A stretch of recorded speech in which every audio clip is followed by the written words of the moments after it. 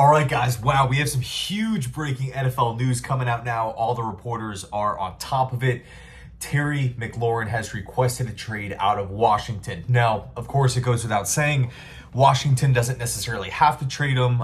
They could keep him on the roster, and it is what it is. And as we all know, Terry McLaurin wants a new deal. Now, I gotta be honest, right? When I'm thinking about like Washington's situation, you have the new owner come in the building, new general manager, front office, coaching staff, all this positivity, right? It seems like they found their franchise quarterback, Jaden Daniels, absolutely amazing last season. The team was projected, like, who actually, outside of Washington fans, who thought this team was going to make the playoffs, let alone go on a playoff freaking run? You know, the idea here, I feel like common sense tells you keep the wide receiver one, keep one of the best wide receivers in football, make sure that Daniels still has McLaurin in his corner on this offense. It just makes too much sense. And then, of course, you take a look at the cap space. Washington has enough money to, re-sign Terry McLaurin. I think they're like 60 plus for next season. They're not really in this bad position. So I don't understand the impasse. I really don't. But of course, I'm an outsider looking into the situation. I don't know all the small details. The question now turns to, okay, how many teams, if at all, are going to contact Washington inquiring about the price? What would it take? Even if Washington isn't down to deal him, it's still smart. It's still, proactive for these general managers, for these GMs to get ahead of it and contact, just see what the price is, see what it would maybe take in a hypothetical world where McLaurin would get, dealt here. So should Darren Muji, Jets GM, pick up the phone and at least call just to see?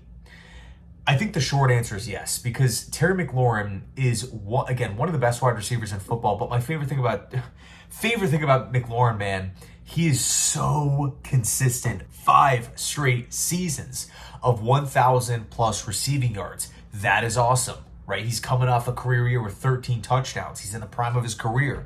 Even that one season, what was it, back in 2019, which, if memory serves me correctly, I believe that was actually his rookie year. In that season, the only season where he didn't snag over 1,000 receiving yards, he still had 900 plus.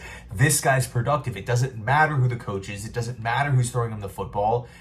He gets his numbers. He gets in the end zone. He makes plays. So when a guy like that, it would be different if McLaurin was 35, but he's not. He's 29, 28, somewhere in that range, right smack dab in the prime of his career.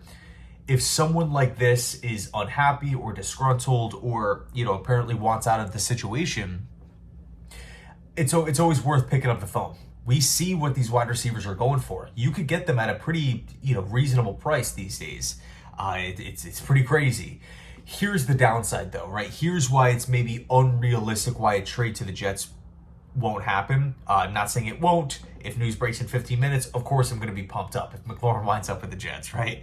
But realistically speaking, the New York Jets seem to be committed to running the football. It seems like that's going to be the focal point of the offense, right? Realistically, how many times is Justin Fields going to drop back and throw the ball? I think if we start talking like, just projecting out stat predictions, is Justin Fields really going to be one of the leaders in pass attempts to end the year, right? Can you really envision Justin Fields throwing it 35 to 40 times per game? I just don't know. And so how this all relates, the Jets obviously have 3 good young running backs. We have a young, improving offensive line with, I think, top 12 potential here. We already have a wide receiver 1 in Garrett Wilson and a brand new young tight end in Mason Taylor who we're going to get involved within the offense. We just paid Garrett this mega deal, making him a top 5 highest paid wide receiver in football.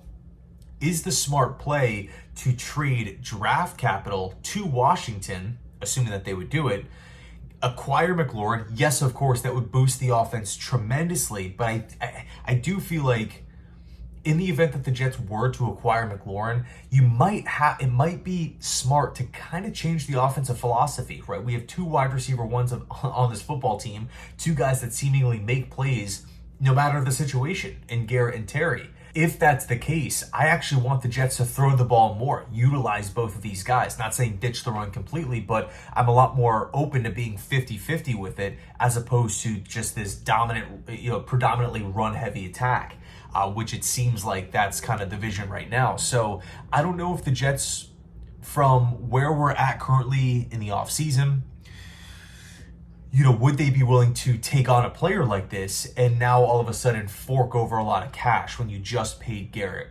I mean, how between the two players, how many dollars is Darren Muji comfortable with investing in this one position? I think it's a big question. I think it's an important question to ask. Now, if the Jets pass, right, if the Jets don't have any interest here, we don't acquire McLaurin, what could be the potential solution for that wide receiver, or, really that second wide receiver next offseason? Well, of course, you can look at the first round, right? You can go out and snag a wide receiver, get him on a cheap 4-year deal. You don't have to trade anything to go get that guy. The Jets would, of course, have the supposed trade package for McLaurin in their back pocket, whatever it would be, a second-round pick, a third-round pick. You can now utilize those picks to improve your team, as well as having all this extra money in available cap space that's not going to McLaurin. So I think, again, it's important to call. It's important to inquire because you don't know what these teams will accept for these guys. We don't know how bad of a situation it is in Washington. It might not even be all that serious. It might just be, hey, you know what? Request the trade to really light a fire under Washington to get this deal signed. Maybe he doesn't want to leave fully, but you never know. You never know. So that's, again, why it's important to do your due diligence as a general manager. But in any case, let me know your thoughts down below in the comment section. Not gonna lie, just imagining a Jets offense that has just been lackluster for such a long time with Garrett, these running backs, Justin Fields' mobility, Mason Taylor, and Terry McLaurin. All of a sudden, like, the offense is like that. That's a team that can score a lot of points. But I do feel like maybe the smarter long-term play here. Hang on to the money, hang on to the draft capital. Let's attack wide receiver maybe once the offseason hits, or we could strike up a deal at the trade deadline. Maybe someone can get moved for a cheaper price, right? A really good player on a really bad team that needs to get off of them, or they want to get off of a bad contract, or maybe that guy's on an expiry deal, so that bad team feels forced to move him to get something back.